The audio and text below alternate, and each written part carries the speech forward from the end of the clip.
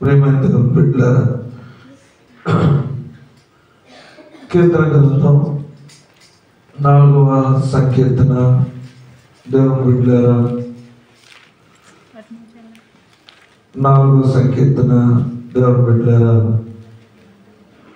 7వ వచనంలో వారి ధాన్య ద్రాక్షారసములు విస్తరించిన నాటి సంతోషము కంటే అధికమైన సంతోషము నీవు నా హృదయంలో పుట్టించితివి.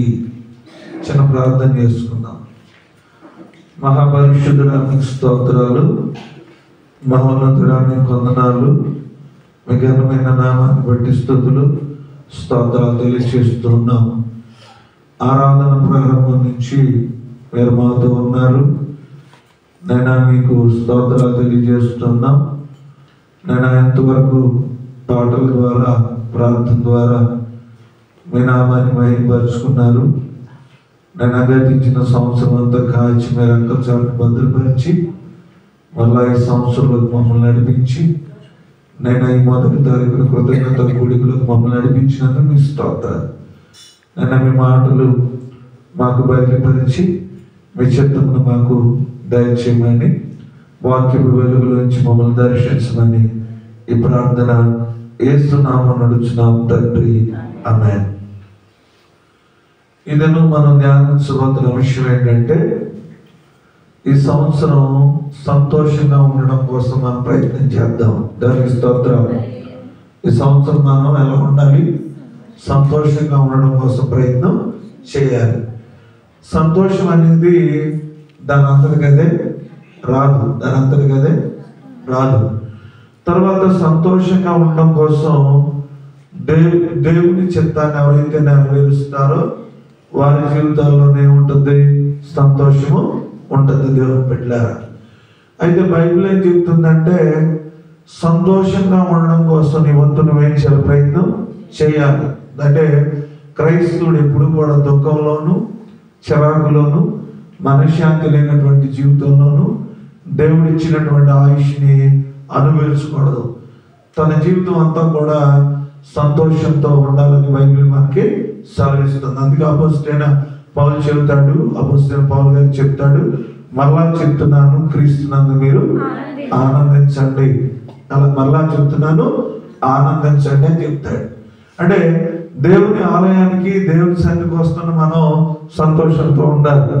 సంతోషంతో ఉండాలి అని అంటే, సంతోషం ఎక్కడి నుంచి వచ్చింది అంటే, దేవుణ్ణి నిరంతరము ఆశ్రయిస్తున్న వారికి సంతోషం వచ్చిందట. దేవుణ్ణి నిరంతరము ఆశ్రయిస్తున్న వారికి దేవుడు ఏమి ఇస్తాడు? సంతోషాన్ని ఇస్తాడు. ఎలాంటి సంతోషాన్ని ఇస్తాడు?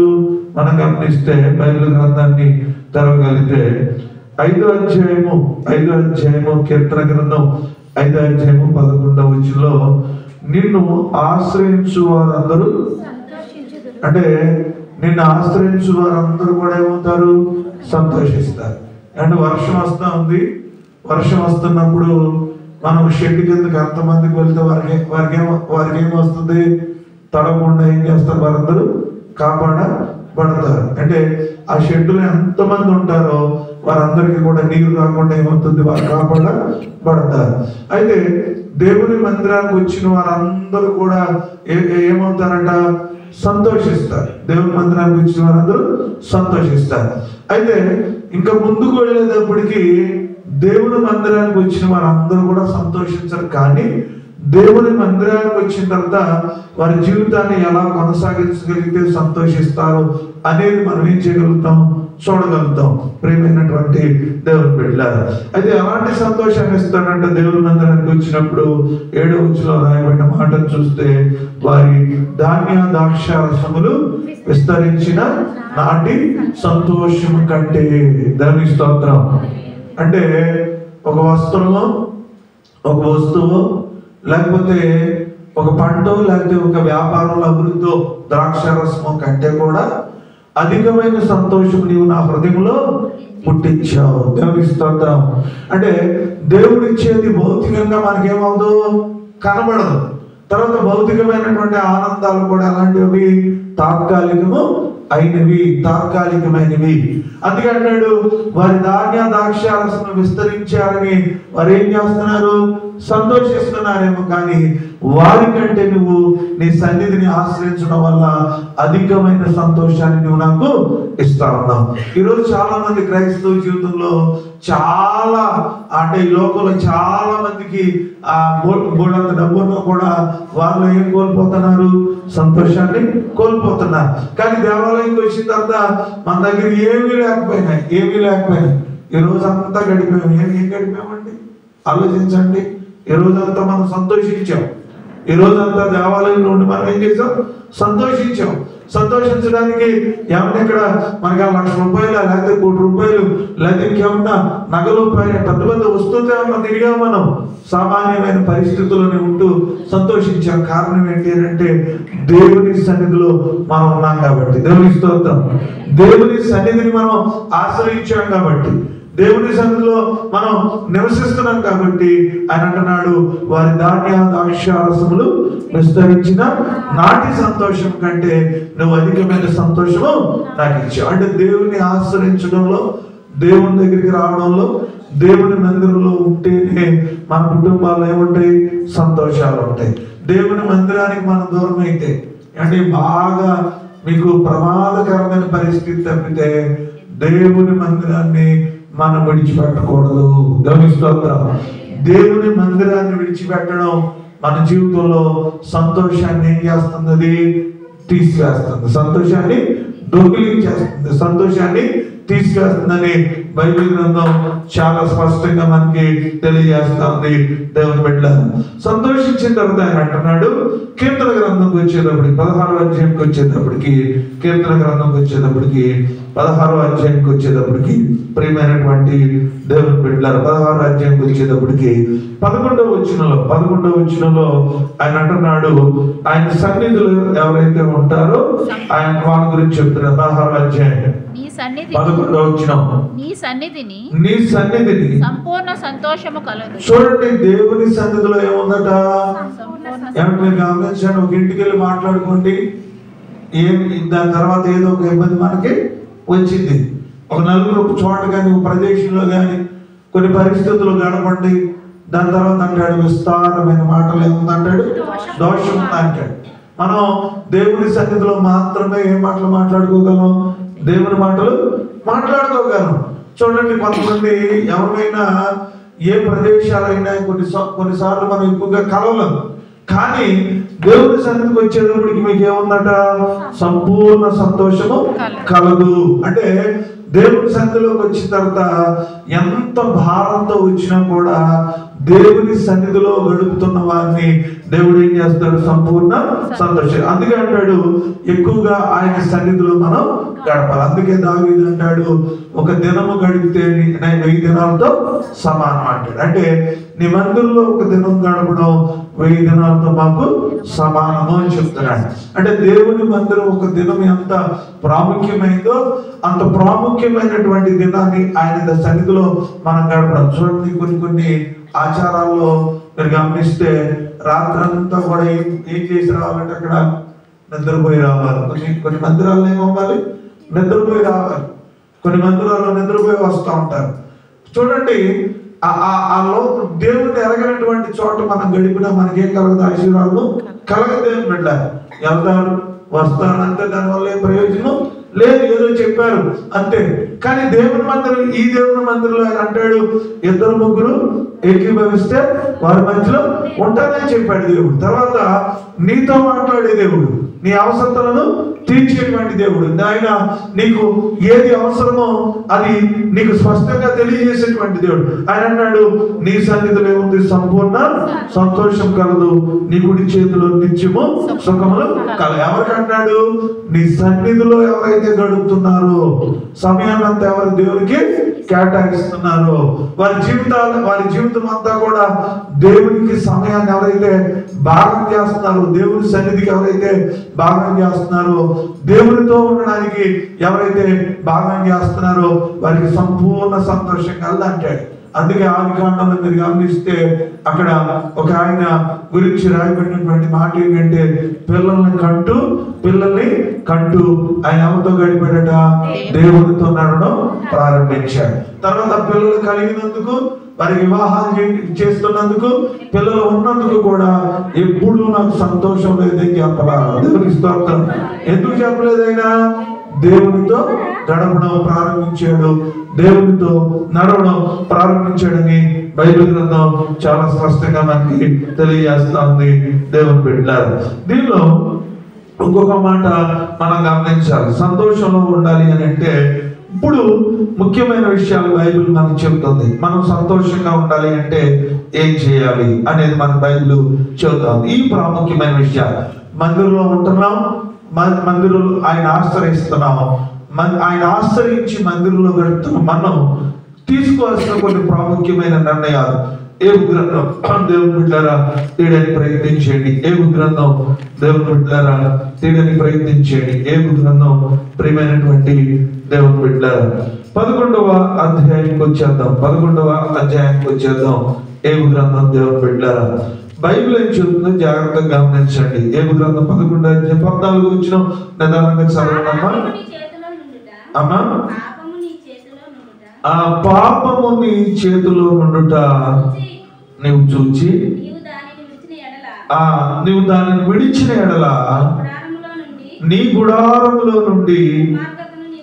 చూడండి 15వ అధ్యాయం అలా తీయండి. కీర్తన గ్రంథం 15వ అధ్యాయం అలా తీయండి. దీన్ని కూడా అలా ఉంచండి. 15వ అధ్యాయం మొదటి వచ్చిన ఏమని రాయబడిందంటే, యెహోవా నీ గుడారములో అతిథిగా ఉండదగిన వాడు ఎవడు? నీ పరిశుద్ధ పర్వతం మీద నివసింపదగిన వాడు ఎవడు? యథార్థమైన ప్రవర్తన కలిగి నీతిని అనుసరించి వాడే చెప్పాడు.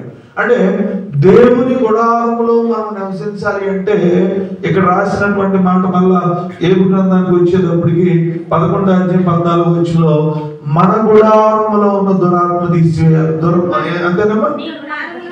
నీ గుడారములో నుండి దురాత్మను నీవు మనం ఆయన గుడారములో నివసించాలి అని అంటేనంట మన గుడారములో ఉన్నటువంటి దేని తీసివేయాలి? దుర్మార్గతను. పాత నిబంధన గ్రంథం చాలా జాగ్రత్తగా ఉండేది. పాత నిబంధన గ్రంథం ఎలా ఉండేది? చాలా జాగ్రత్త. వెంటనే పనిష్మెంట్ ఉండే. పాత నిబంధన గ్రంథాన్ని దేవుడు ఏం చేసినాడంటే కృప చూపించి కనికరించి కొత్త నిబంధన గ్రంథంలో దేవుడు కృపనివ్వడం ప్రారంభించాడు మనకి. దేవునికి స్తోత్రం. పాత నిబంధన గ్రంథం రూల్ ప్రకారం అయితే దీనిపైన ఎక్కడానికైనా, నుంచోడానికైనా, మాట్లాడడానికైనా చిన్న పొరపాటు ఉన్నా అక్కడే దేవుడు ఏం వేసేవాడు? మనకి శిక్ష వేసేవాడు. అక్కడే శిక్ష వేసేసేవాడు. కానీ నూతన నిబంధనలో దేవుడు ఏం చేశాడు? మనకి అవకాశం ఇచ్చాడు. మన నూతన నిబంధనలు ఏమి ఇచ్చాడు? అవకాశాన్ని చాలా మంది క్రైస్తవులు మనం ఏం చేసుకుంటున్నాం? దుర్వినియోగం చేసుకున్నాం. అందుకంటాడు ఆయన అంటాడు కృప విస్తరిస్తుంది కాబట్టి మీరు ఏం చేయొద్దు, పాపము చేయొద్దు అంటాడు. ఆయన అన్నాడు, మీరు గమనించండి, పాముని చేతిలో ఉండి ఎవరైనా పట్టుకుంటారా? కరెంటు దగ్గర పట్టుకుంటారా? ఎవరైనా నుప్పుని ఎవరైనా చేతిలో ఉంచుకుంటారా అని ఎవరు చెప్తున్నారు? బైబిల్ మనకి చెప్తా ఉంది. చెబుతున్నటువంటి మనం సంతోషం కోల్పోవడానికి మీరు గమనించండి దేవుని బిడ్డలారా, ఈ లోకంలో దేవునికి విరుద్ధకరంగా ఏదైనా మీరు గమనించండి, ఆటలు కానివ్వండి, వ్యసనాలు కానివ్వండి, సంబంధాలు కానివ్వండి, లోకంలో ఉన్న పాపం వల్ల నేను సంతోషించానన్న వ్యక్తి లోకంలో కానీ బైబిల్లో కానీ ఒక్కరు లేదు. దేవునికి స్తోత్రం. బైబిల్లో కానీ లోకంలో అంటే అన్ని బలహీనతలు కలిగిన వ్యక్తి, నేను సంతోషకున్న వ్యక్తి, లేకపోతే ఈ తాత్కాలికమైనటువంటి ఆనందం వల్ల నేను సంతోషంగా ఉన్నానన్నటువంటి వ్యక్తి, లేదా దీనివల్ల నేను సంతోషంగా ఉన్నానన్న వ్యక్తి ఈ లోకంలో ఎవరైనా ఒక్కరు ఉన్నారంటే మీరు గమనించండి, ఎవరు లేరు. అందుకంటాడు నువ్వు సంతోషంగా ఉండాలి అంటే బైబిల్ ఏం చెప్తుందంటే పాపము నీ చేతిలో నుండి చూచి నువ్వు దాన్ని ఏం చేయాలి? నువ్వు విడిచిపెట్టాలి. అంటే పాపము నీ చేతిలో ఉండగానే వెంటనే దాన్ని విడిచి పెట్టాలని చెప్పాడు. అంటే పాపము మీరు గమనించండి, మనం అన్ని రుచి చూస్తాం, అన్ని మనకేం తెలుసు? స్పర్శ తెలుసు. అన్ని రుచి చూస్తాం, రుచి చూసేటప్పుడు ఏంటిది అనేది మనకు తెలుసు. అలాగే దేవుడు మనకి పాపం ఏంటో మంచి ఏంటో మనకి దేవుడు ఏం చేశాడు? బోధించాడు. ప్రతిసారి దేవునికి వాక్యం మనకి బోధ చేస్తా ఉంది. నువ్వు సంతోషంగా ఉండాలంటే పాపాన్ని విడిచిపెట్టు అని ఎవరో మనం చెప్పవసరం లేదు. పాపాన్ని మనం ఏం చేయాలి? మనం విడిచిపెట్టాలి. పాపాన్ని విడిచిపెట్టినటువంటి వ్యక్తి జీవితంలో ఏముంటుందట? సంతోషం ఉంటుంది. పాపం ఉన్నటువంటి వ్యక్తి పైకి సంతోషంగా ఉంటాడు, కానీ తన హృదయంలో దేవుడు ఏమివ్వడు? సంతోషాన్ని ఇవ్వడు. అందుకే అంటాడు, పాపము నీ చేతిలో ఉన్నప్పుడు దాన్ని ఏం చేయాలి? నువ్వు విడిచి పెట్టాలి అంటున్నాడు. అంటే నీ గుడారంలో నుండి ఆయన ఏమన్నాడంటే, ఏబు గ్రంథం 11వ అధ్యాయము 14వ వచనంలో ఏం చెబుతున్నాడంటే, కడుక్కొనమని ఏం చెబుతున్నాడు? బైబిల్ సెలవిస్తుంది. అంటే నీ దుర్మార్గతను నువ్వేం చేయాలి? కొట్టివేసేయాలి. దేవునికి స్తోత్రం. అంటే నీలో ఉన్న దాన్ని నువ్వేం చేయాలి? కొట్టివేయాలి. నీకు నీవే నువ్వేం చేయాలి? కొట్టివేయాలి. నీకు నువ్వే నువ్వు తీసివేసుకోవాలని చెప్తున్నాడు. అందుకనే ఒకవేళ కొట్టేయకపోతే, మనం గనక పాపాన్ని విడిచిపెట్టకపోతే బైబిల్ ఏం చెబుతుందంటే సంతోషాన్ని కోల్పోయే అవకాశం ఉందని రాయబడుతుంది. దేవునికి స్తోత్రం. పాపం మనలో ఏముందంట? సంతోషాన్ని ఇవ్వదని బైబిల్ మనకి సెలవిస్తుంది. ఏబు గ్రంథం 11వ అధ్యాయంలో మనం ఆ వచనాలు గమనిస్తుంటే 13వ వచనంలో ఏబు గ్రంథం 11వ అధ్యాయము 13వ వచనంలో ఏం రాయబడిందో చూడండి. నీవు నీ మనస్సును తిన్నగా నిలిపిన యెడల నీ చేతులు ఆయన వైపు చాపిన యెడల చూడండి. 11వ అధ్యాయంలో దేవుని బిడ్డలారా 13వ వచనంలో రాయబడిన మాట ఏంటంటే, నీవు నీ మనస్సు తిన్నగా నిలిపిన యెడల నీ చేతులు ఆయన వైపు చాపిన యెడల. అంటే దేవుని వైపు చేతులు చాపడం దేనికోసం? కొండల తట్టున నేను కన్నులు ఎత్తుతున్నాను. దేనికోసం? సహాయం. ఏ సహాయం కోసం? నేను సంతోషంగా ఉండాలి అనేటువంటి సహాయము కోసం. ఈ సంతోషంగా ఉండాలి అని సహాయం కోసం మనం ప్రార్థన చేస్తున్నప్పుడు, దేవుని వైపు చూస్తున్నప్పుడు ఆయన అంటున్నాడు, సంతోషంగా ఉండాలంటే నీ పాపాన్ని నువ్వేం చేయాలి? తీసేయాలి. అంటే పాపం బైబిల్ గ్రంథం ఎప్పుడు కూడా మనకి దాగి లేదు. ఆయన అంటున్నాడు, నీ గుడారంలో ఏమున్నప్పుడు? దుర్మార్గత ఉన్నప్పుడు. నీ దేహం ఏంటి? దేవాలయం. ఈ తర్వాత నీ దేహాన్ని బైబిల్ ఏం చెప్తుందంటే గుడారంతో పోల్చింది. దేవునికి స్తోత్రం. పోల్చిందా లేదా? 2 కొరింథీయులకు రాసిన పత్రికకి వచ్చాడు, 5వ అధ్యాయానికి వచ్చాడు. అక్కడ స్పష్టంగా బైబిల్ ఏం చెప్తుందో మనం చూడడానికి ప్రయత్నించేద్దాం. 2 కొరింథీయులకు రాసినటువంటి పత్రిక దేవుని బిడ్డలారా 5వ అధ్యాయం దేవుని బిడ్డలారా 5వ అధ్యాయం 1వ వచనం చదవండి. భూమి మీద మన గుడారమైనటువంటి ఈ నివాసము శిథిలమైపోయినను. చూడండి, భూమి మీద ఉన్నటువంటి ఈ గుడారం గురించి మాట్లాడుతున్నాడు. ఏ గుడారం అది? దేహం అనే గుడారం. అందుకే మీకు దేహం అనే దాని గురించి చెప్తే 8వ వచనం చదువుకున్నప్పుడు అర్థమైపోద్ది. 7వ వచనం చదువుతాం. గనుక చూడండి, దేహం అనేది ఏంటంటే మనకి గుడారము. ఈ దేహములో నివసించుచున్నంత కాలము, అంటే ఈ గుడారంలో నివసించుచున్నంత కాలము మనం ఎవరికి దూరంగా ఉన్నాం? ప్రభువునకు దూరంగా ఉన్నాం. ఈ గుడారంలో పాపం ఉంటే నువ్వేం చేయాలి? కొట్టివేస్తే నువ్వు ప్రభువుకు దగ్గరగా ఉంటావు. ఈ గుడారం ఉన్నందుకు కూడా నువ్వు ఎలా ఉంటావు? సంతోషంగా ఉంటావు. దేవుని స్తోత్రం. అందుకే అన్నాడు, నీవు నీ గుడారంలో, అంటే దేవుని గుడారంలో నివసించే వ్యక్తి నీ గుడారంలో ఉన్న పాపాన్ని ఏం చేయాలంటే మనం తీసివేయాలి. పాపాన్ని మనం కొట్టివేయాలి. ఎందుకు కొట్టివేయాలి? ఆయన పాపుల మనం ఎవరు ఆలకించరు? దేవుడు ఆలకించరు. దేవుడు ఆలకించుకోవడం వల్ల మనం ఏం కోల్పోతాం? సంతోషాన్ని కోల్పోతామని చెప్తున్నాను. దేవుడు ఆలకించాలి అని అంటే నీ గుడారంలో ఉన్న పాపాన్ని నువ్వేం చేయాలి? కొట్టివేయాలి అని చెప్తున్నాడు. కొట్టివేయడమే కాకుండా బైబిల్లో ఇంకో మాట అంటున్నాడు. ఏబు గ్రంథం 11వ అధ్యాయం 14వ వచనం ఏం చెప్తున్నాడు చూడండి.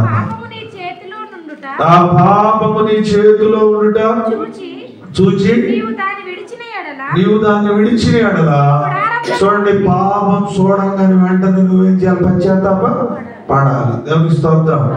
అంటే పాపం చేసిన వ్యక్తులు కొంతమందికి ఏముండదు? పశ్చాత్తాపం ఉండదు. పశ్చాత్తాపం ఉండకుండా ఇంకొక మాట చెప్తారు, ఏమంటారు?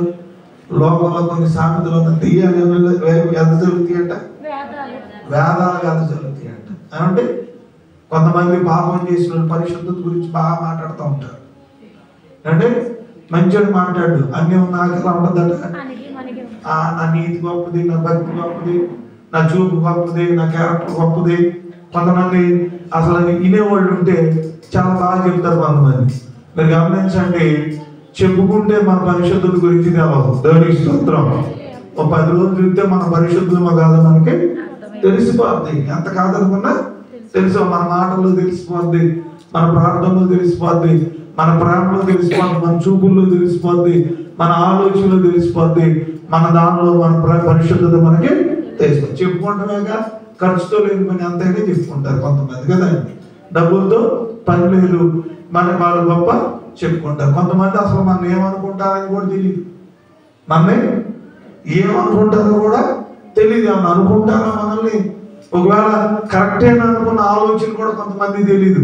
కానీ బైబిల్ ఏం చెప్తుందంటే, ఆయన అన్నాడు, నీ గుడారంలో ఉన్నటువంటి దుర్మార్గతను కొట్టివేసుకో, నీ పాప విషయంలో నువ్వే పశ్చాత్తాప పడు. 51వ సంకీర్తన దావీదు ఎంత పశ్చాత్తాపడ్డాడంటే, ప్రభా నీ దృష్టిలో నేను పాపము చేశాను, ఇస్సోపుతో నన్ను కడుగు, హిమము కంటే తెల్లగా చేయి. ఎందుకంటే ఏ ఒక్కరం కూడా దేవుని దగ్గర పరిశుద్ధులము కాదు. స్పష్టంగా చెప్తున్నారు, ఫలానా ఆయన పరిశుద్ధులని ఈ సాక్ష్యం ఇవ్వడానికి, సర్టిఫికెట్ ఇవ్వడానికి భూమి మీద ఎవరు లేరు.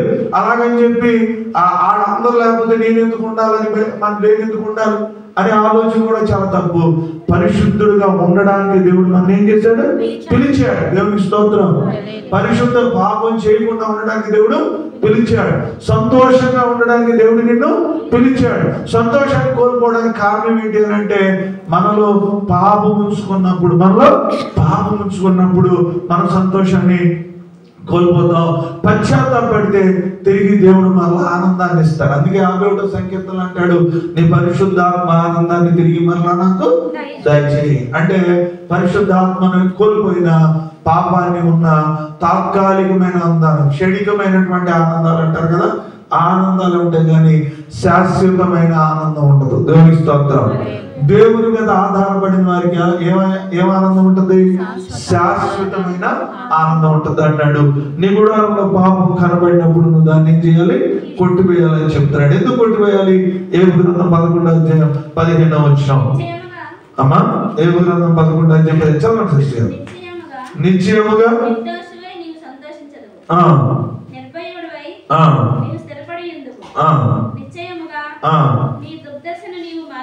చూడండి, నిశ్చయముగా నిర్దోషివై నువ్వు సంతోషిస్తావు. అంటే ఎప్పుడైతే పాపాన్ని మనం విడిచిపెడతామో, మనం కిందకు వస్తే ఆ 16వ వచనాన్ని కానీ 15వ వచనాన్ని మనం గమనించినప్పుడు, ఆ 17వ వచనం గమనించినప్పుడు, నీ బ్రతుకు మధ్యాహ్న కాలము తేజస్సు కంటే అధికముగా ప్రకాశించును. అంటే ఎవరైతే వారి జీవితాన్ని సరిదిద్దుకుంటారో వారు బ్రతుకు దినాలను దేవుడు ఏం చేస్తాడు? పెంచుతాడు. దేవుని స్తోత్రం. వారి ఆయుష్ని దేవుడు పెంచుతాడు. వారి జీవితంలో దేవుడు సంతోషాన్ని ఇస్తానని చెప్తున్నాడు. కాబట్టి బైబిల్ గ్రంథాన్ని మనం గమనించినప్పుడు దేవుని బిడ్డలారా, మనము దేవుని ఆశ్రయించేవారు మనలో ఉన్నటువంటి బలహీనతలన్నింటినీ కూడా మనం తీసివేయాలని బైబిల్ మనకి చాలా స్పష్టంగా తెలియజేస్తుంది. ఇలాంటి వ్యక్తుల్లో దేవుడు అంట సంతోషాన్ని ఇస్తాడట. ఎలా సంతోషాన్ని ఇస్తాడో ఏబు గ్రంథంలోని చాలా మాటలు మనం చూడగలుగుతున్నాం. ఏబు గ్రంథంలోనే 11వ అధ్యాయము 15వ వచనాన్ని మనం గమనిస్తే, వారు నిర్భయంగా ఉంటారని రాశాడు. దేవునికి స్తోత్రం. ఆయన ఆశ్రయించి ఆయన సన్నిధిలో ఉండి, మనలో ఉన్నటువంటి ఒకవేళ ఈ యొక్క చెడునంతా కూడా తీసివేసామంటే వారు దేనికి కూడా ఏం చేయరు? భయపడరు. దేవునికి స్తోత్రం. వారు దేనికి కూడా భయపడరు. అసలు దేని గురించి కూడా వారు ఏం చేయరు? చింతించరు.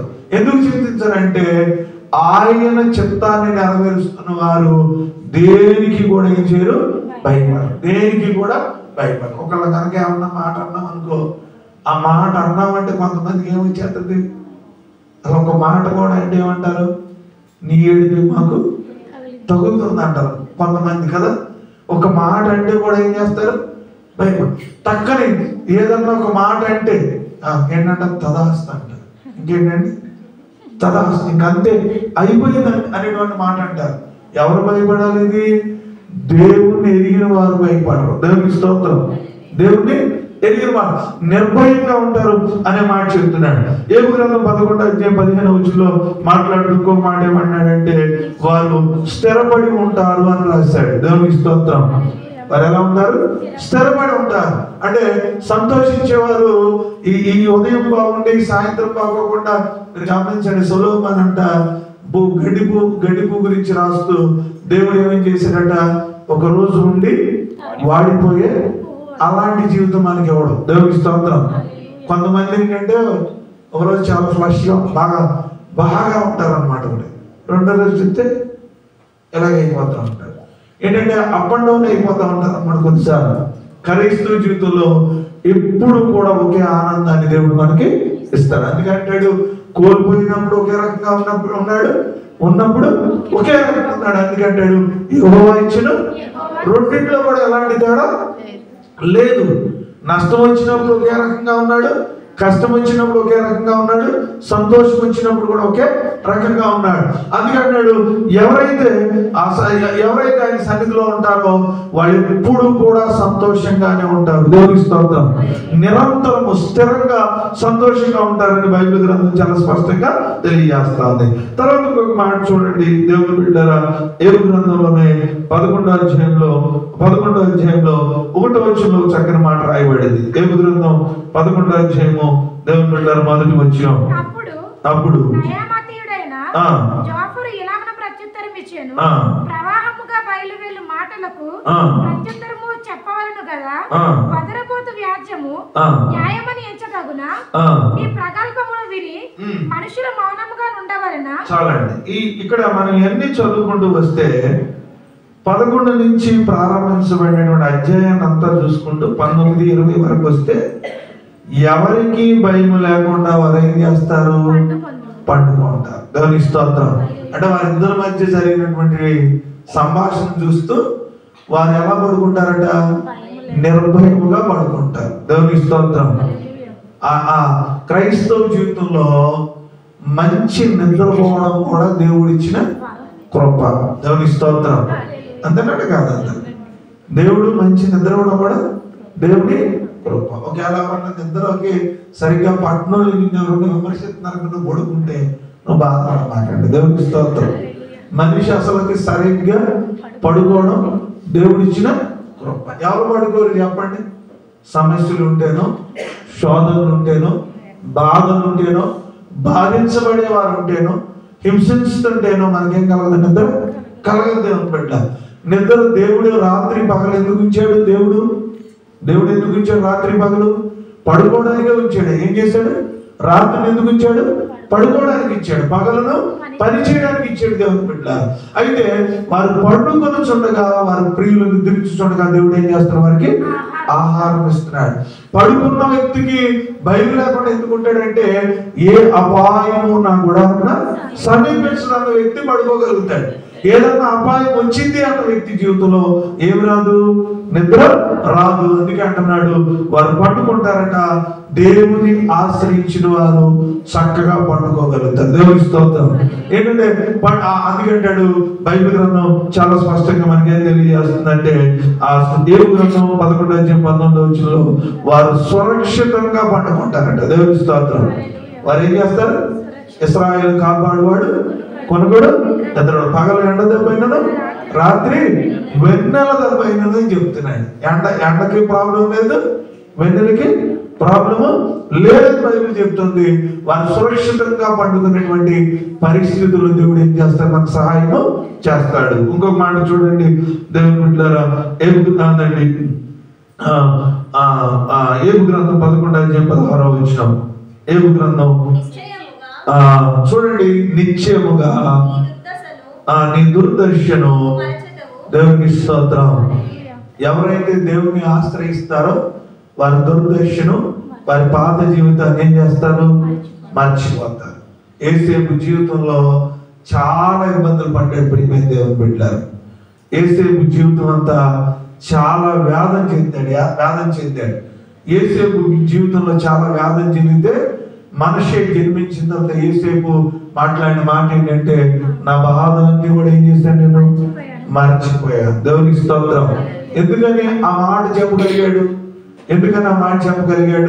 ఇక తన యొక్క పాత జీవితాన్ని జ్ఞాపకం చేసుకున్న ఉద్దేశం లేదు. గమనించండి, కొంతమంది పాత జీవితాన్ని గుర్తు తెచ్చుకుని ఎడుతుంటారు కొంతమంది. ఏమండి, ఆల్రెడీ ఆ పాత జీవితాన్ని దేవుడు ఏమన్నాడు? మర్చిపోమన్నాడు. అందుకే అన్నాడు కొరింథీ రాసిన పత్రికలో అన్నాడు, ఇదిగో క్రీస్తు నందున్న వారిని నూతన పాతవి నువ్వు గుర్తు చేసుకోవడం ఎందుకు, ఏడవడం ఎందుకు? అంతేనా కాదు? అది గుర్తు చేసుకుంటేనే వెంటనే మనకి ఏమవుతుంది? ఏడిపోతుంది. దేవుడు అన్నాడు ఆడవకూడదు కాబట్టి పాతవన్నీ గతించి, నువ్వు అప్పుడు తిన్నావో తినలేదో బాధపడ్డావో ఏం చేసావో అవన్నీ మర్చిపో. నీ దురదర్శలు, నీ సమస్యలు, నీ ఇబ్బందులు, పాతవన్నీ నువ్వు ఎందుకు మర్చిపోవాలి? దేవుడు ఆ స్థితి నుంచి నేను బయటికి తీసుకొచ్చాడు కాబట్టి ఆ దురదర్శను మర్చిపోయే స్థితిని దేవుడు జ్ఞాపకం చేసుకున్నాడు కాబట్టి అవన్నీ నువ్వు మర్చిపోయి నువ్వేం చేయాలి? దేవుని యందు సంతోషించమని చెప్తున్నాడు. దేవునికి స్తోత్రం. మనిషిని చూడంగానే యేసేపు అంటున్నాడంట, నేను మర్చిపోతాను నా బాధలన్నీ. నేను ఆ కుమారుడు పుట్టేంత వరకు కూడా చాలా బాధను అనుభవించాడు యేసేపు. ఎందుకంటే చాలా ఇబ్బందులు పడ్డాడు. తనకున్న దురదర్శనం అంతటిని కూడా ఏం చేశాడు? విడిచిపెట్టాడు. ఒకసారి దేవుడిని నీకు ఇచ్చిస్తే నీ పాత జీవితం అవన్నింటినీ కూడా ఏం చేయాలి? మనం మర్చిపోవాలి. విడిచిపెట్టి దేవుడిని ఏం చేయాలి? మనం సంతోషంగా గడపాలని బైబిల్ గ్రంథం చాలా స్పష్టంగా మనకి తెలియజేస్తుంది. ఇంకొక మాట చెప్పి ముందుకు వెళ్దాం. దేవుని బిడ్డలారా, తీయడానికి ప్రయత్నం చేయండి. ఏబు గ్రంథం 11వ అధ్యాయము 17వ వచనంలో, ఏబు గ్రంథం 11వ అధ్యాయము 17వ వచనంలో, అప్పుడు నీ బ్రతుకు మధ్యాహ్న కాల తేజస్సు కంటే అధికముగా. చూడండి, వయసు మనకి నూతన సంవత్సరంలోకి వచ్చేవాడి వయసు తగ్గుతుందా పెరుగుతుందా? వయసు పెరుగుతుంది. కానీ పెరిగిన కూడా ఏమిస్తున్నాడు మనకి? తేజస్సు. అంతేనా కదా? ఇటువరకు ఫోటోలు ఇప్పటికి తేడా లేదా మనకి? స్నాప్ షాట్ అయినా మార్చేశారు కదా, మనం చూసి మనకే సంతోషం అనిపిస్తుంది కదా. మామూలుగా చూడండి మన ఫోటో, అంతేనా కదండి? చూడండి ఎంత చక్కగా దేవుడు ఇటువరకు అంటే ఏమి ఇస్తున్నాడు మనకి? తేజస్సు ఇస్తున్నాడు. మోషే 40 రోజులు దేవుడితో మాట్లాడడానికి కొండ మీదకి వెళ్ళినప్పుడు, వచ్చేటప్పుడు 40 రోజులు వెళ్ళాడంటే ఏ ఆహారం తీసుకోకుండా, ఏ పరిస్థితి లేకుండా 40 దినాలు ఉపవాసం ఉన్నాడని పరిశుద్ధ గ్రంథం మనకు చెప్తా ఉంటే, రాగానే మోషే యొక్క తేజస్సు ఏమైపోతుంది? ప్రకాశించిపోతుంది. దేవునికి స్తోత్రం. అపోస్తలుడైన పౌలు దీని గురించే మాట్లాడాడు. క్రీస్తు కృప చేత నువ్వు బలవంతుడు కమ్ము, నీ వాక్యము నన్ను ఏం చేస్తుంది? బలపరిచింది. మనుషుడు రొట్టె వల్ల కాదు, దేవుని మాటను బట్టి ప్రకాశించబడును. దేవుని స్తోత్రం. ఎందుకంటే తన జీవితంలో ఉన్న బలహీనత అంతా పోయి దేవుడు ఏమిస్తాడంటే ఆ మనిషికి తేజస్సునిస్తాడు. చూడండి, 17వ వచనం అన్నాడు, నీ బ్రతుకు దినములు మధ్యాహ్న కాలపు తేజస్సు కంటే అధికంగా ప్రకాశిస్తే. ఎవరు దేవుని మందిరంలో ఉన్నారో వారి జీవితం మెల్లిమెల్లిగా దేవుడు ఏం చేయబోతున్నాడు?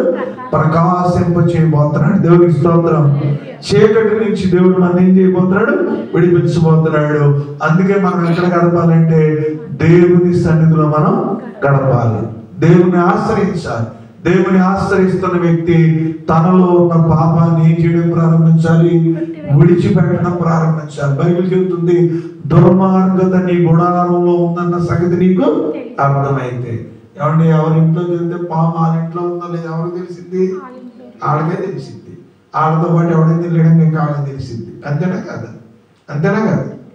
వాళ్ళతో పాటు ఇంకెవరన్నా ఇంట్లోకి వెళ్తే వాళ్ళకి తెలిసింది. పాపం చేసే వ్యక్తికి పాపం ఏంటో తెలిసింది. కలిసి పాపం చేస్తున్నారు అనుకోండి, వారికి పాపము తెలిసింది. లేదా పాపాన్ని చూసే వ్యక్తికి కూడా పాపము తెలిసింది. కానీ బైబిల్ ఏం సెలవిస్తుందంటే, నీలో పాపం ఉందని తెలిస్తే నువ్వేం చేయాలి?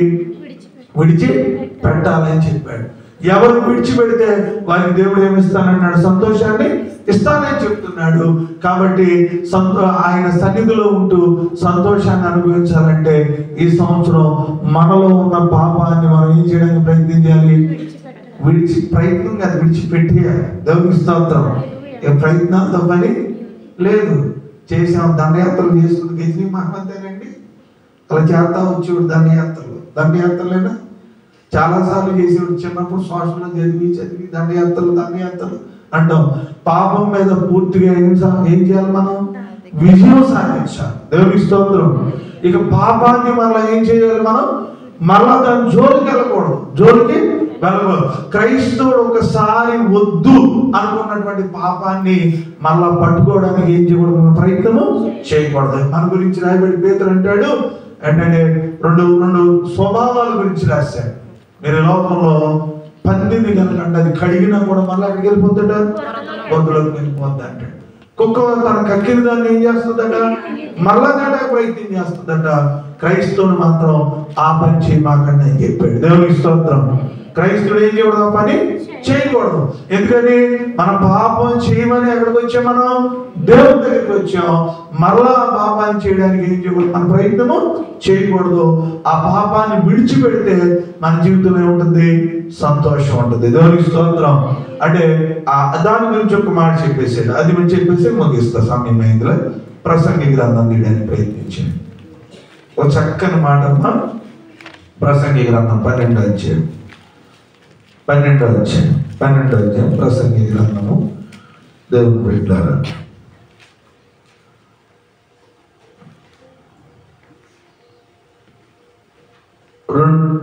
12 మొదటిది 2వ వచనం. ఏ దినములు అంటే అంటే మంచి గడియ చెడ్డ గడియ దుర్దినములు రాకముందే. అంటే దినములో మనకు కలిసి రాని పరిస్థితులు దేవుడు మనకు చేయక ముందే. దినములో కలిసి రాని పరిస్థితులు దేవుడు చేయక ముందే. ఇదే గడిలో చాలాసార్లు మనం ప్రయాణం చేస్తున్నాం. కానీ కొంతమందికి అదే ఘాటి ఆ బస్సు కొన్నిసార్లు ఏం కలగజేస్తుంది? ఇబ్బందులు కలగజేస్తుంది. అంటే అలాంటి ఏ దుర్దినమైన కలిసి రానటువంటి దినములు లేక ఇబ్బందికరమైన శోధనలు రాకముందే ఇప్పుడు వీటి యందు ఆ తర్వాత వీటి ద్వారా నాకు సంతోషము లేదని చెప్పే మాటలు నీ నోటికి రాకముందే ముందుగానే నీ సృష్టికర్తను స్మరణకు తెచ్చుకో. దేవుని స్తోత్రం. పాపం చేసిన ప్రతి వ్యక్తి జీవితంలో ఒకటి ఉంటుంది, దుర్దినం ఉంటుంది. రెండోది ఏంటంటే దీనివల్ల నాకేం లేదు, సంతోషం లేదు. ఎవరైనా మీరు చెప్పండి, ఆల్కహాల్ కానీ డ్రగ్స్ కానీ ఇంకా ఏదైనా నాకు సంతోషం ఉందని ఎవరైనా చెప్తారా? చెప్పరు. దానివల్ల ఎవరికైనా సంతోషం ఉంటుందా? ఉండదు. కానీ దానివల్ల వారికి నష్టం అనే తెలుసు అనమాట. నాకు సంతోషం లేదని నువ్వు చెప్పుకునే ముందు అవకాశం ఉన్నప్పుడు ఆ పాపాన్ని మనం ఏం చేయాలి? విడిచిపెట్టాలి. దేవునికి స్తోత్రం. విడిచిపెడితే ఆయన నీ బాలేదని మంది నీ సృష్టికర్తను స్మరణకు అంటే పాపము ఎక్కువ ముందే దేవుడిని జ్ఞాపకం చేసుకుని శోధించబడకుండా పాపాన్ని ఏం చేయాలంటే మనం సంతోషం లేదని చెప్పే దినాలు మన జీవితంలో రాకూడదు. దేవునికి స్తోత్రం. ఆయన అంటాడు దినములన్నీ కూడా మంచివే, దినములన్నీ కూడా మంచివే అని చెప్పాడు. ఆ దినాలు మనం ఎలా మార్చుకోకూడదు? చెడ్డగా మార్చుకోకూడదు. 1వ తారీఖు ఒక రోజే సంతోషించడం కాదు, రాబోయే దినాలన్నీ మనం సంతోషించాలి. సంతోషించాలి అంటే దేవుడు విడిచిపెట్టమన్నది విడిచిపెట్టి దేవుడు పట్టుకోమన్నది పట్టుకోవాలి. దేవుని స్తోత్రం. దేవుడు మందిరాన్ని పట్టుకోమన్నాడు, దేవుడు మందిరాన్ని దేవుని ఆశ్రయించమన్నాడు. పాపాన్ని మందిరానికి వచ్చిన తర్వాత ఏమన్నాడు? విడిచిపెట్టమన్నాడు. దేవుని స్తోత్రం. పాపాన్ని ఎప్పుడైతే విడిచిపెడతామో మందిరానికి వచ్చిన తర్వాత మన జీవితంలో వారి ధాన్య ద్రాక్షారసములు విస్తరించిన నాటి సంతోషము కంటే అధికమైన సంతోషం నీవు నా హృదయంలో పుట్టించావు. దేవుని స్తోత్రం. నేను సందర్భం వచ్చినగా చెప్తున్నా. నేనేదో కొనుక్కున్నా సూట్కి, పైన నడిపించే ఆయన నాకంటే పెద్ద సూట్ కొనుక్కున్నాడు. పెళ్లి నాది నడిపించే ఆయన ఏంటి, నాకంటే పెద్ద సూట్. కానీ ఎవరికి సూట్ ఉన్నాను మామూలుగా ఆలోచిస్తే కొనుక్కుంటున్నాను. పోనీ ఆయన వేసుకొచ్చాడు నాకు ఆ ఫీలింగ్ లేదు. ఎందుకని ఆయన సూట్ వేసుకున్నా ఆయన వేసుకున్నా నాకు పోయేదేమి లేదు, ఆయనకు వచ్చేదేమి లేదు. కానీ ఎలా చూడాలి మనం దాన్ని? దైవికంగా చూడాలి. దేవునికి స్తోత్రం. కొంతమంది ఏంటంటే వాళ్ళేదో మనకంటే వేసుకున్నారు, మనకంటే అయ్యి ఉన్నాయి అనేటువంటి ఈ లోక సంబంధమైన దానిలో పోతూ ఉంటారు. కొంతమంది లేనివి గొప్ప చెప్పుకోవడానికి మాకెంత జీతం వస్తుంది, మాకెంత ఉంది, మాకెంత వెనకాల వేసుకొచ్చాం, లేదా మాకు ఈ ఆస్తులని ఏం చెప్పుకుంటూ ఉంటారు. వాటి వల్ల చెప్పుకోవడానికి తప్పితే మనకేం రాదు, సంతోషం రాదు. దేవుని స్తోత్రం. నీకు ఉన్నా లేకపోయినా వచ్చే సంతోషం ఏంటో తెలుసా? వారి ధాన్య ద్రాక్షారసముల కంటే విస్తరించిన నాటి సంతోషాన్ని దేవుడు నీకు ఇస్తాడు. కొంతమంది ఏంటంటే లోకానికి చూసి సంతోషిస్తారు, అది తాత్కాలికమైంది. దేవుని బిడ్డలారా, ఆ సంతోషం గురించి ఆలోచించేవాడు ఎప్పుడు సంతోషించడు. దేవుని స్తోత్రం. వారికి ఉంటే వేసుకుంటారండి, వారికి ఉంటే వేసుకుంటారు, లేకపోతే లేదు. అలాగే మనం సంతోషం పోద్దా? కాదు. దేవుని స్తోత్రం. ఉన్నా లేకపోయినా దేవుడు ఏమిస్తాడు? మనకి సంతోషం ఇస్తాడు. అంతే, సంతోషం. కొంతమందికి ఏంటంటే అది వేసుకుంటేనే సంతోషం, అది మనం తీసేస్తే మళ్ళీ సంతోషం పోద్దన్నమాట. దానిలో ఉంటుంది వారి సంతోషం, కానీ మన సంతోషం దానిలో లేదు. దేవుని స్తోత్రం. కొంతమంది డ్రమ్ము బాగా కొట్టేమనుకోండి, వాళ్ళు ఒక దానిలోకి వెళ్ళిపోతూ ఉంటారు. వాళ్ళు అంటే ఒక ట్రాన్స్లోకి వెళ్ళిపోతూ ఉంటారు. దానిలో ఉండకూడదు మన సంతోషం. నిరంతరము కూడా దేవుని మనం ఏం చేయాలి? ఆరాధన చేయాలి. దేవుని స్తోత్రం. క్రైస్తవ జీవితంలో ఏంటంటే అది నీకున్నా లేకపోయినా దాంతో నీకు సంబంధం లేదు. వారి ధాన్య ద్రాక్ష రసముల కంటే విస్తరించిన నాటి సంతోషం నీవు నాకు ఇచ్చావు. దేవుని స్తోత్రం. ఈ సంతోషము శాశ్వతమైంది. దాన్ని డబ్బులతోనూ దేనితో కూడా మనం ఏం చేయలేము, కొనలేం. దేవుని స్తోత్రం. మీరు అనుకోవచ్చు చాలా ఉన్న వాళ్ళని దాంట్లో ఏ సంతోషమో ఉండదు. ఉంటే దేవుడు ఇచ్చాడు, దాన్ని బట్టి మనం తప్పు పట్టకూడదు. ఎవరికి దేవుడు ఇచ్చాడో వారి దాన్ని బట్టి సంతోషించవచ్చు. దేవుని స్తోత్రం.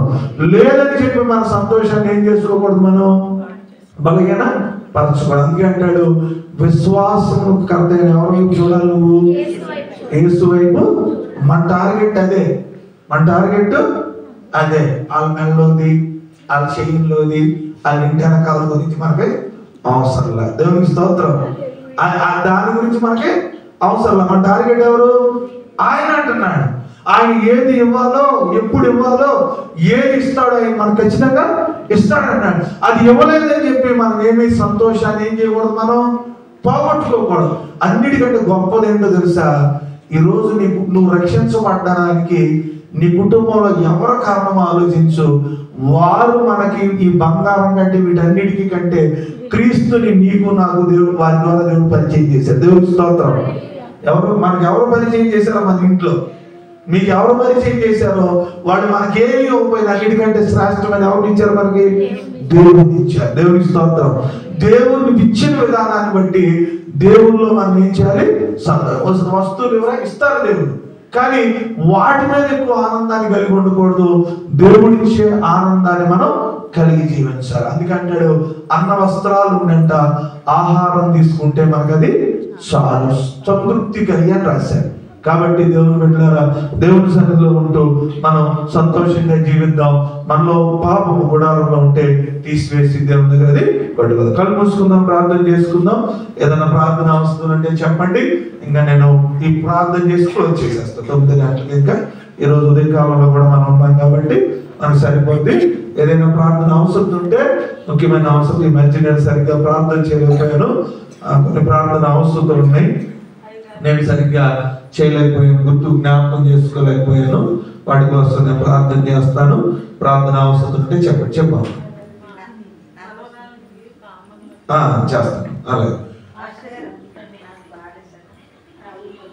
నేను రాస్తాను, చేస్తాను. ఇంకేదైనా ప్రార్థన అవసరం ఉంటే చెప్పండి. ఈ మధ్య నేను చేయాలి కొన్ని ప్రార్థనలు, నేను ఉపవాసాలు వీటి వల్ల కొన్ని ప్రార్థనలు చేయలేకపోయిన వాటి గురించి జ్ఞాపకం చేసుకుందాం. చేస్తాను.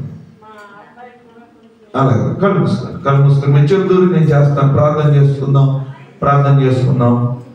మరియమ్మ గారి గురించి, కొచ్చిమి గురించి, దేవి గారి కుటుంబాల గురించి ప్రార్థన చేస్తాను. వరహాల గారి గురించి, సత్యబాబు గారి బామ్మర్ది మహేం కుమార్ గారి తమ్ముడు వరహాల గారి గురించి ప్రార్థన చేస్తాను. అదేవిధంగా మారిబాబు తల్లికి గర్భసంచి ఆపరేషన్ అయింది, ఆవిడ కోసం ప్రార్థన చేస్తాను. మారిబాబు యొక్క అమ్మగారి కోసం ప్రార్థన చేస్తాను. ప్రియమైన దేవుడు చేస్తాను అమ్మా.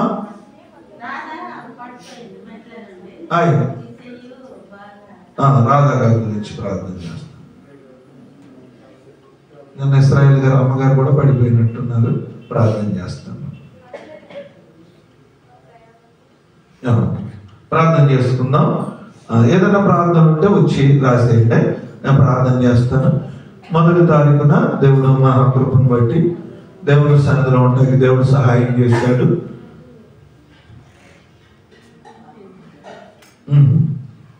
దార్బాబడమ్మ గారి గురించి ప్రార్థన చేసుకుందాం. ఇంకేదైనా ప్రార్థన అవసరం అంటే చెప్పండి. ప్రియమైన సహోదరుడా, మనం ఈరోజు ధ్యానించిన అంశం ఏంటి అని అంటే, దేవుని ఈ 2025లో నువ్వు సంతోషంగా ఉండాలి అంటే, ఇంతవరకు మనం ధ్యానించిన అంశం ఒకటి, దేవుని ఆశ్రయించాలి. ఆశ్రయించిన నా జీవితాల్లో పాపం ఉండకూడదు, అంతే. పాపంతో ఉంటూ దేవుని ఆలయంలో నివసిస్తే, దేవుని గుడారంలో నివసిస్తే, నీ గుడారంలో పాపానికి చోటిస్తే, దేవుడు నీ దేహంలో నీ గుడారంలో నివసించడు. దేవాలయంకి వస్తున్న నువ్వు రేపు దినాన సంతోషం లేదు, వీటి వల్ల, ఈ అలవాట్ల వల్ల. రేపటి దినాన ఈ సంబంధాల వల్ల నాకు సంతోషం లేదు, రేపటి దినాన నా జీవితంలో ఎందుకు సంతోషం లేకుండా పోయింది, ఎందుకు నాకు ఆరోగ్యం లేకుండా పోయింది, నా జీవితం ఎందుకు ఆర్థికంగా లేకుండా పోయింది, ఎందుకు నా జీవితంలో సంతోషకరమైనటువంటి జీవితాన్ని నేను ఎందుకు పోగొట్టుకున్నాను అనే పరిస్థితులు రాబోయే దినాల్లో మనం చెప్పుకోకుండా ఉండాలి అంటే, రాబోతున్న దినాల్లో మన సంతోషాన్ని ఎందుకు నేను బ్రతుకున్నాను అనే పరిస్థితుల మాటలు మనం చెప్పుకోకుండా ఉండాలి అంటే, మన గుడారాల్లో పాపం ఉంటే తీసివేయమన్నాడు. నీ చేతిలో పాపం ఉంటే, నీ చేతిలో పాప సంబంధమైన ఏదైనా ఉంటే, నీ చేతులు పాపాన్ని చేస్తుంటే, పాపాన్ని ప్రేరేపిస్తుంటే, పాపానికి సహకరిస్తూ ఉంటే, ఆ చేతులను కడుక్కోమని దేవుడు చెప్తున్నాడు. పశ్చాత్తాపడమని దేవుడు చెప్తున్నాడు. సరిదిద్దుకోమని దేవుడు చెప్తూ ఉన్నాడు. ఎందుకంటే పాపము మనలో సంతోషాన్ని ఇవ్వదు. 2025లో పాపంలో ఉండడం వల్ల సంతోషాన్ని కోల్పోతున్నాం. పాపమే మన కుటుంబంలో అనేకమైన సమస్యలకు కారణం. నీ హృదయంలో ఏదైనా ఉంటే దేవునికి విరుద్ధకరమైంది తీసివేద్దాం. ప్రియమైన దేవుని బిడ్డలారా, తీసివేద్దాం. మహోన్నతుడానికి స్తోత్రాలు, మహాపరిషుద్ధుల మీకు వందనాలు, మీ ఘనమైన నామాన్ని బట్టి స్తోత్రాలు. 1వ తారీఖున ఈ రాత్రికాల సమయంలో ఈ కూడికి జరగడానికి మీరు ఇచ్చిన అవకాశం బట్టి మీకు స్తోత్రాలు.